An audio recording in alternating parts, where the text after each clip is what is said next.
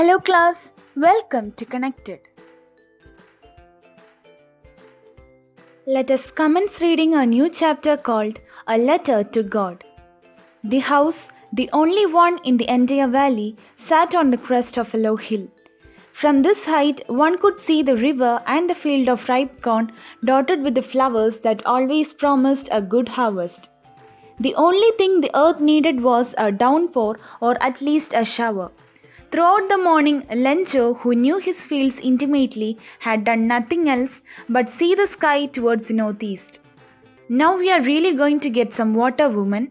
The woman who was preparing supper replied, "Yes, God willing." The older boys were working in the field while the smaller ones were playing near the house until the woman called to them all, "Come for dinner." It was during the meal that, just as Lencho had predicted, big drops of rain began to fall. In the northeast, huge mountains of clouds could be seen approaching. The air was fresh and sweet. The man went out for no other reason than to have the pleasure of feeling the rain on his body, and when he returned, he exclaimed, "These aren't raindrops falling from the sky, they are new coins. The big drops are 10-cent pieces and the little ones are 5s. With a satisfied expression, he regarded the field of ripe corn with its flowers draped in a curtain of rain. But suddenly a strong wind began to blow, and along with the rain, very large hailstones began to fall. These truly did resemble new silver coins. The boys, exposing themselves to the rain, ran out to collect the frozen pearls. "It's really getting bad now," exclaimed the man. "I hope it passes quickly." It did not pass quickly. For an hour, the hail rained on the house, the garden, the hillside, the cornfield, on the whole valley. The field was white as if covered with salt. Not a leaf remained on the trees. The corn was totally destroyed. The flowers were gone from the plants. Lencho's soul was filled with sadness. When the storm had passed, he stood in the middle of the field and said to his sons, "A plague of locusts would have left more than this. The hail has left nothing. This year we will have no corn." That night was a sorrowful one. All our work for nothing. There is no one who can help us. We will all go hungry this year. Lencho had his lonely house in the valley. It was situated on the top of a low hill. From there, one could see the river and the fields. Lencho had a good crop, but it needed rains badly. Lencho saw the sky in the north. It had rain clouds. His wife was preparing the dinner. He told her that, God willing, it would rain. Soon, big drops of rain began to fall. Lencho went out to feel the rain on his body. He was very glad. He said that the drops of rain were new coins. But soon the hail rained on everywhere. The fields became white as it covered with salt. The crop was totally destroyed. Lencho became sad. He felt that they would go hungry that year. Also, they would have no seeds for the next crop. Let us look at some questions. You get 5 minutes to try this out.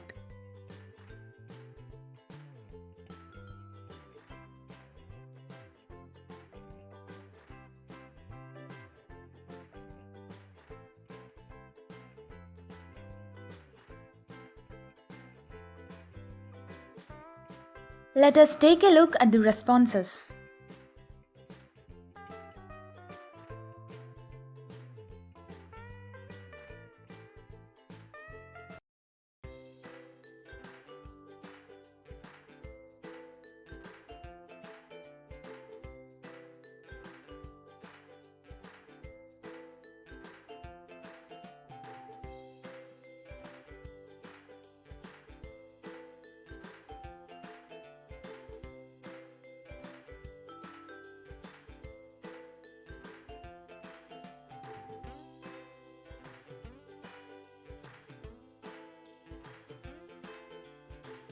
So now we continue reading.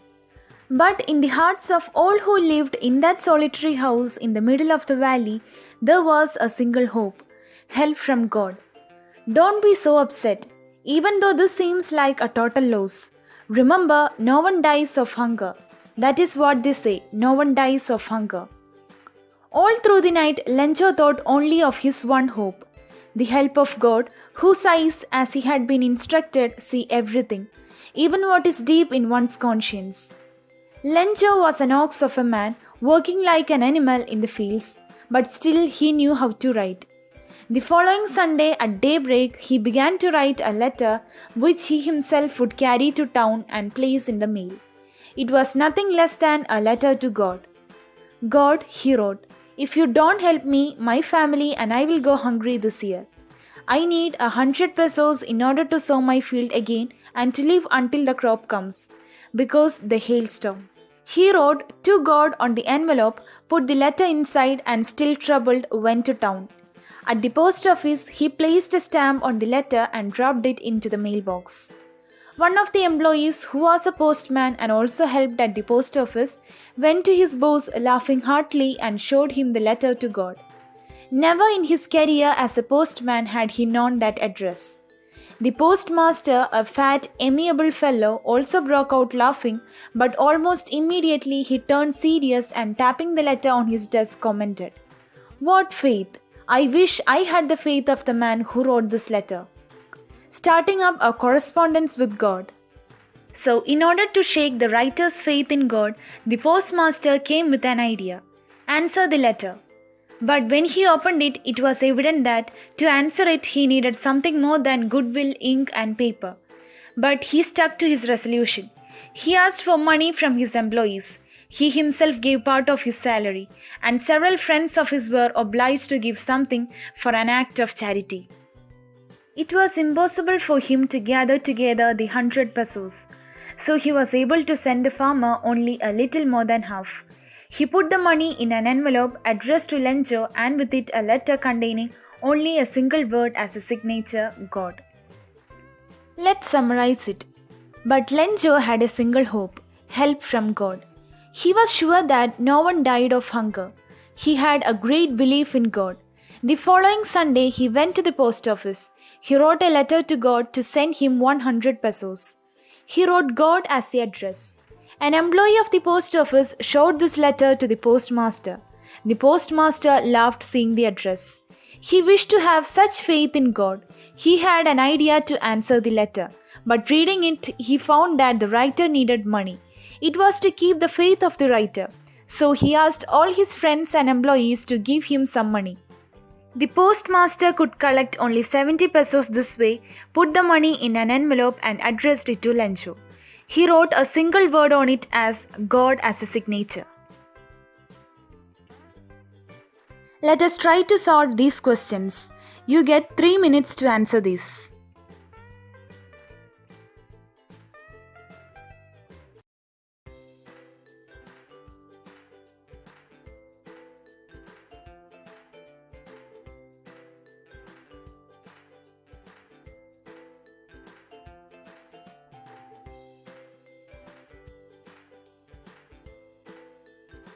We take a look at the responses.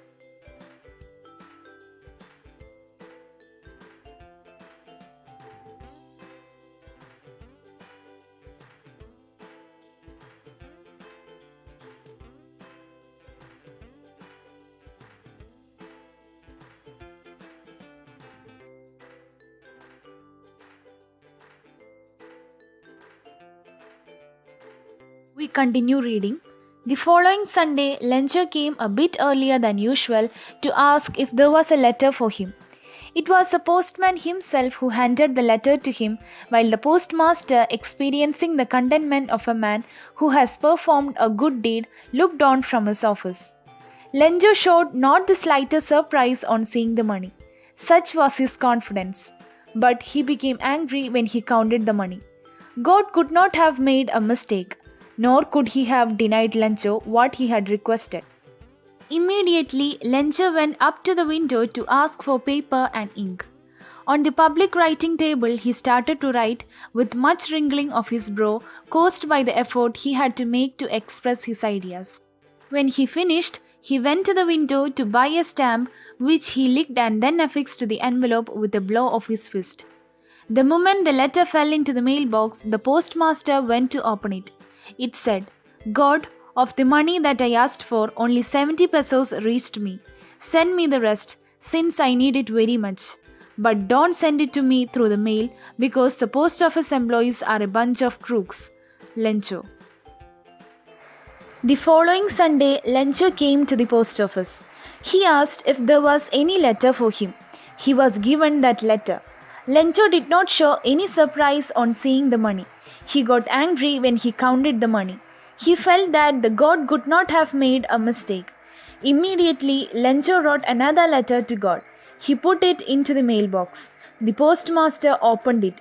Lencho had written in that letter that he had received only 70 pesos, but he had asked for 100 pesos. He asked God to send him the rest. But God should not send it through the mail. It was because the post office employees were crooks.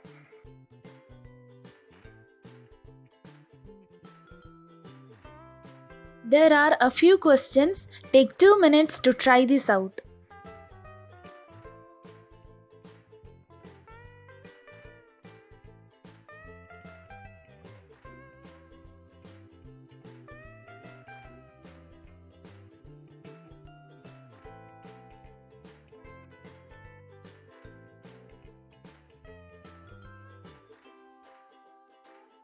Take a look at the answers.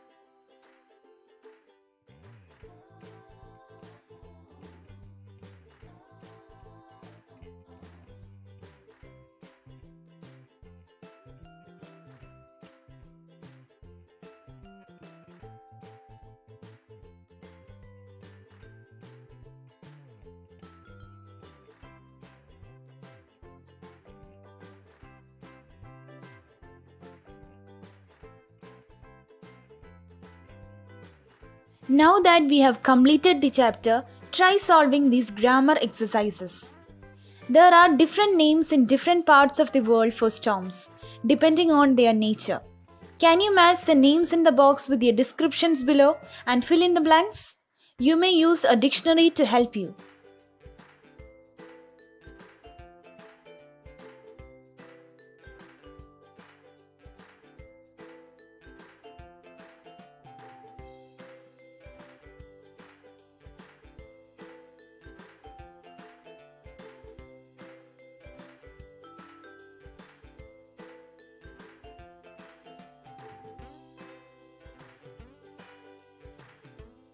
The answers to the questions are: first, cyclone; second, gale; third, typhoon; fourth, tornado; fifth, hurricane; sixth, whirlwind.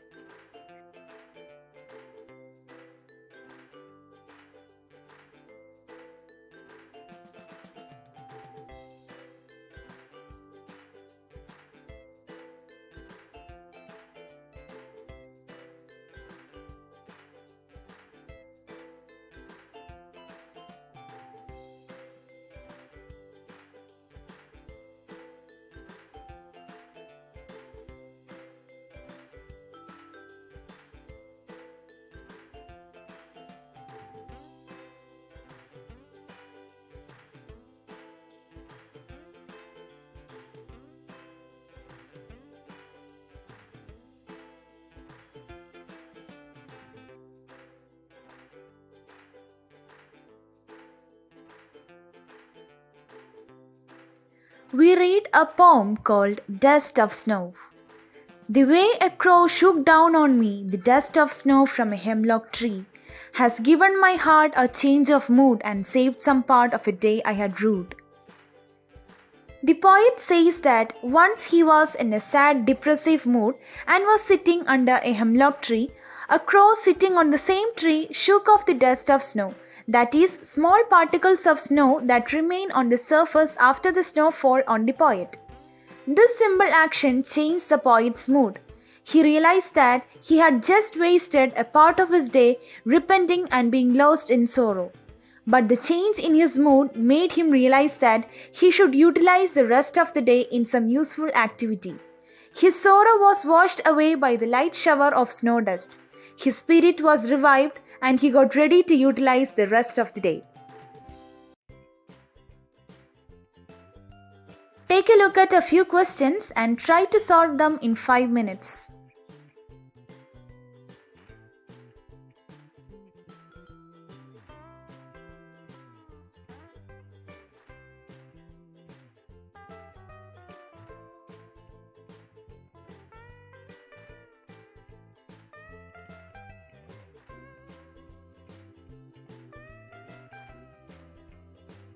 We take a look at the answers.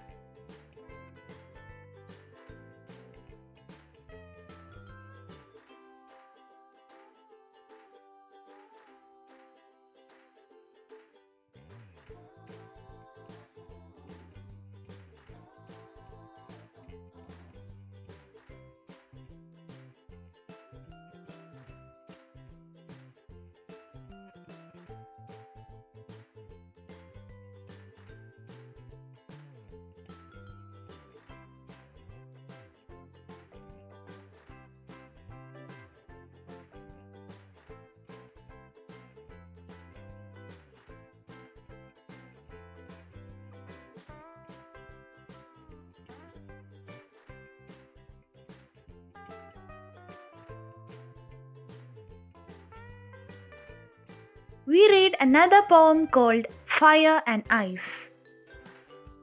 Some say the world will end in fire, some say in ice.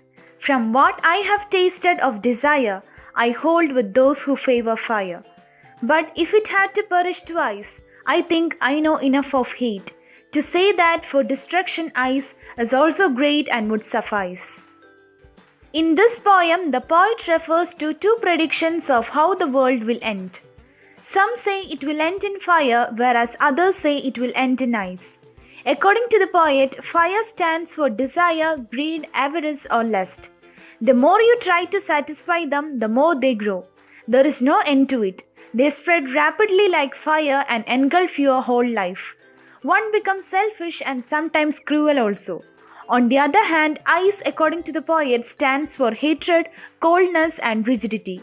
One becomes insensitive and indifferent towards the feelings of others.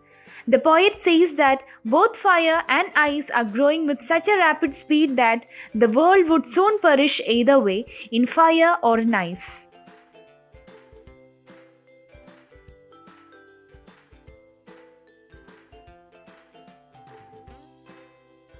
Take a look at the questions and take 5 minutes to try them out.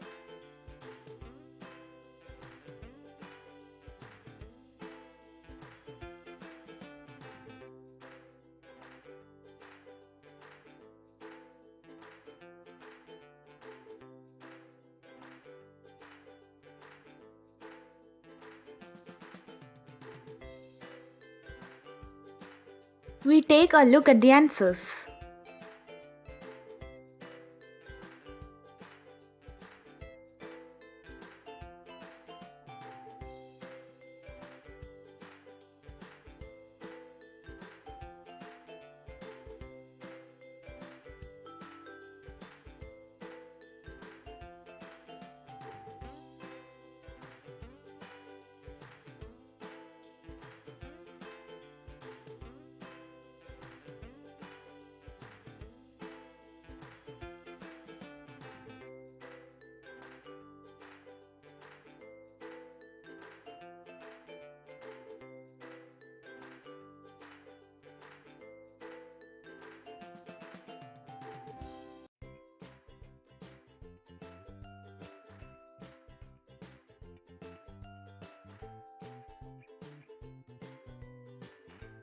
So that's it for today. Thank you class, and I hope you all had fun learning.